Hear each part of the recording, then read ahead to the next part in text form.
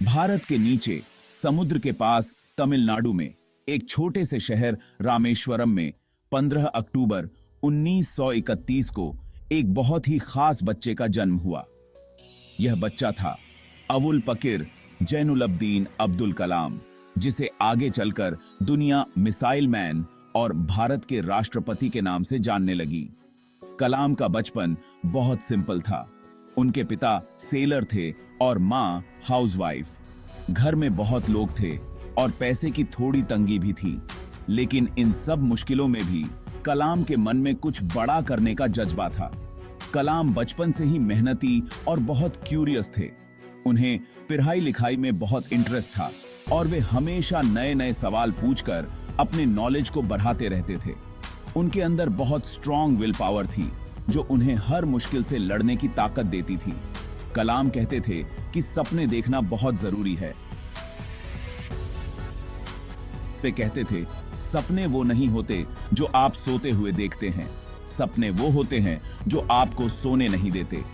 कलाम का जीवन यही बताता है कि अगर इंसान कुछ करने की ठान ले तो वो सब कुछ कर सकता है। कलाम ने अपनी पढ़ाई की शुरुआत रामेश्वरम के ही एक सरकारी स्कूल से की। उनके टीचर उनकी चतुराई को समझते थे और उन्हें हमेशा आगे बढ़ने के लिए एनकरेज करते थे। आगे की पढ़ाई के लिए कलाम तिरुचिरापल्ली चले गए, जहां उन्होंने सेंट जोसेफ कॉलेज से ग्रेजुएशन कंप्लीट की। पढ़ाई के दौरान उन्हें पैसे की बहुत कमी हुई, लेकिन उन्होंने हिम्मत नहीं हारी। इसके लिए उन्होंने Madras institute of technology MIT में दाखिला लिया। MIT में उनका टैलेंट और भी निखर कर सामने आया। उन्होंने अपनी लगन और मेहनत से सक्सेस की नई कहानी लिखी। MIT से ग्रेजुएशन पूरा करने के बाद कलाम ने DRDO में एक साइंटिस्ट के तौर पर करियर शुरू किया। यहां उन्होंने अपनी मेहनत से सबको इंप्रेस किया। DRDO में उन्होंने कई इंपॉर्टेंट प्रोजेक्ट्स पर काम किया, जिसमें SLV-80 भी शामिल है। इस रॉकेट की कामयाबी ने उन्हें मिसाइल मैन ऑफ इंडिया का खिताब दिलाया।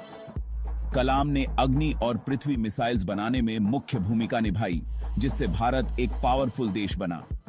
कलाम एक दूरदर्शी लीडर भी थे, जिन्होंने यंग जनरेशन को प्रेरित किया कि अनेक अदे थे। वर्ष 2002 में डॉशी बाम्बाकी APJ अब्दुल कलाम भारत के 11वें राष्ट्रपति बने। वे पहले साइंटिस्ट थे जो प्रेसिडेंट बने। राष्ट्रपति बनने के बाद भी कलाम की सादगी और नॉलेज सेम रही। लोग उन्हें जनता के राष्ट्रपति कहते थे। राष्ट्रपति के तौर पर कलाम ने बहुत से इंपॉर्टेंट डिसीजंस लिए और देश को एक नई दिशा दी।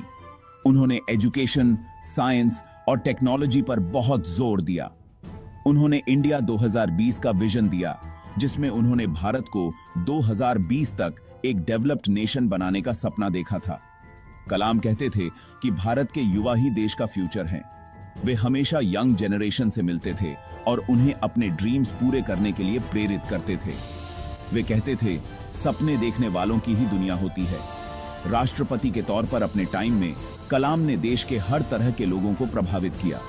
उनकी सादगी, नॉलेज और देशभक्ति ने उन्हें करोड़ों भारतीयों का फेवरेट बना दिया।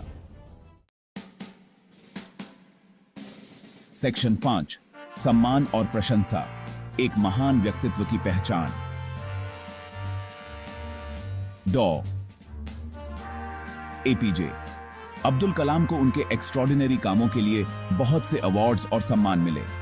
उन्हें भारत का सबसे बड़ा सिविलियन अवार्ड भारत रत्न भी मिला।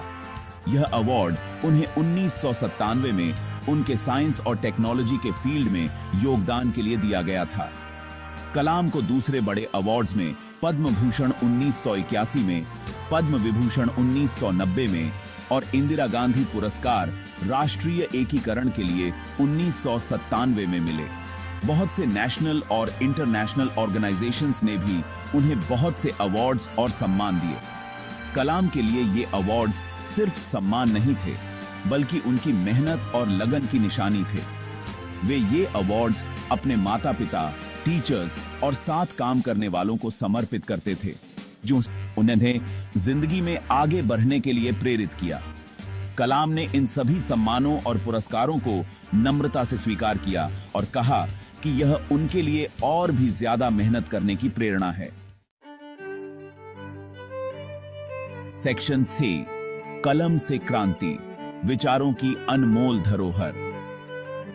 डॉ कलाम एक महान वैज्ञानिक और प्रेसिडेंट होने के साथ साथ एक बहुत अच्छे राइटर भी थे। उन्होंने बहुत सी इंस्पायरिंग बुक्स लिखी, जिनमें wings on off fire, India 2020, ignited minds और टर्निंग पॉइंट्स बहुत फेमस हैं। विंग्स ऑन ऑफ फायर उनकी ऑटोबायोग्राफी है, जिसमें उन्होंने अपनी जिंदगी के संघर्षों और सफलताओं के बारे में बताया है। इंडिया 2020 में उन्होंने भारत को एक डेवलप्ड नेशन बनाने का अपना विजन बताया है। इग्नाइटेड माइंड्स में उन्होंने यंग जनरेशन को अपने ड्रीम्स पूरे करने के लिए प्रेरित किया है। कलाम की बुक्स सिर्फ किताबें नहीं हैं, बल्कि एक गाइड हैं जो हमें जिंदगी में सही रास्ता दिखाती हैं। उनकी बुक्स हमें सपने देखने, मेहनत करने और कभी हार न मानने की सीख देती हैं। अपनी बुक्स के थ्रू कलाम आज भी लाखों लोगों को इंस्पायर कर रहे हैं। उनकी बुक्स हमें याद दिलाती हैं कि हम सब कुछ कर सकते हैं। सेक्शन 7, अलविदा, एक युग का अंत। 27 जुलाई 2015 का दिन भारत के लिए बहुत दुखद दिन था। इस दिन डॉ एपीजे अब्दुल कलाम हमें हमेशा के लिए छोड़कर चले गए। वे शिलांग में इंडियन इंस्टीट्यूट ऑफ मैनेजमेंट में एक लेक्चर दे रहे थे। तभी उन्हें हार्ट अटैक आया और वे इस दुनिया से चले गए। पूरा देश उनके निधन पर दुखी था। करोड़ों लोगों ने उन्हें आखिरी विदाई दी। एक महान वैज्ञानिक, एक दूरदर्शी नेता और एक इंस्पायरिंग व्यक्तित्व अब नहीं रहा।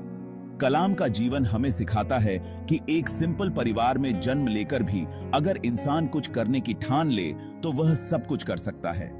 वे हमें यह भी सिखाते हैं कि हमें कभी भी अपने ड्रीम्स नहीं छोड़ने चाहिए और उन्हें पूरा करने के लिए हमेशा कोशिश करते रहना चाहिए। सेक्शन 8, अब्दुल कलाम, प्रेरणा की अमर ज्योति।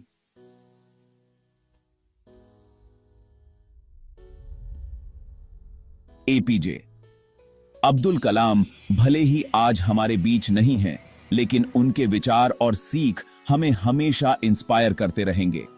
वे एक ऐसे व्यक्तित्व थे जिन्होंने अपने जीवन से यह दिखाया कि अगर इंसान में कुछ करने की चाह हो तो वह सब कुछ कर सकता है। कलाम का जीवन हमें सिखाता है कि हमें कभी भी मुश्किलों से हार नहीं माननी चाहिए। हमें हमेशा अपने लक्ष्य को ध्यान में रखना चाहिए और उसे पाने के लिए हमेशा कोशिश करते रहना चाहिए। कलाम कहते थे कि भारत के युवा ही देश का फ्यूचर हैं। वे हमेशा यंग जनरेशन को देश के लिए कुछ करने के लिए प्रेरित करते थे। वे कहते थे, भारत को एक ग्रेट नेशन बनाने का सपना देखो और उस सपने को पूरा करने के लिए अपना तन, मन और धन सब कुछ लगा दो। सेक्शन 9, कलाम के सपने, हमारा ध्येय। डॉ कलाम का सपना था कि भारत 2020 तक एक डेवलप्ड नेशन बन जाए। उनका मानना था कि एजुकेशन, साइंस और टेक्नोलॉजी ही भारत को डेवलपमेंट के रास्ते पर ले जा सकते हैं। आज हम सबकी रिस्पॉन्सिबिलिटी बनती है कि हम उनके सपनों को पूरा करने के लिए अपना योगदान दें। हमें अपने बच्चों को अच्छी एजुकेशन देनी होगी ताकि वे देश का नाम रोशन कर सकें। हमें साइंस और टेक्नोलॉजी में नए नए आविष्कार करने होंगे ताकि भारत दुनिया में एक स्ट्रॉन्ग देश बन सके। हमें करप्शन, गरीबी और अशिक्षा जैसी बुराइयों को मिटाना होगा, तभी हम एक डेवलप्ड और प्रॉस्परस इंडिया बना सकेंगे। आइए हम सब मिलकर डॉ कलाम के सपनों को पूरा करने का वादा करते हैं और भारत को एक ग्रेट नेशन बनाते हैं। सेक्शन 10, अंत में। डॉ एपीजे अब्दुल कलाम एक महान हस्ती थे। वे एक महान वैज्ञानिक, एक दूरदर्शी नेता, एक इंस्पायरिंग राइटर और सबसे बढ़कर एक अच्छे इंसान थे। उनका जीवन हमेशा हमें प्रेरित करता रहेगा। उनका मानना था कि जीवन एक खेल है, इसे अच्छे से खेलो। आइए हम सब उनके बताए हुए रास्ते पर चलें और अपने जीवन को सफल बनाएं।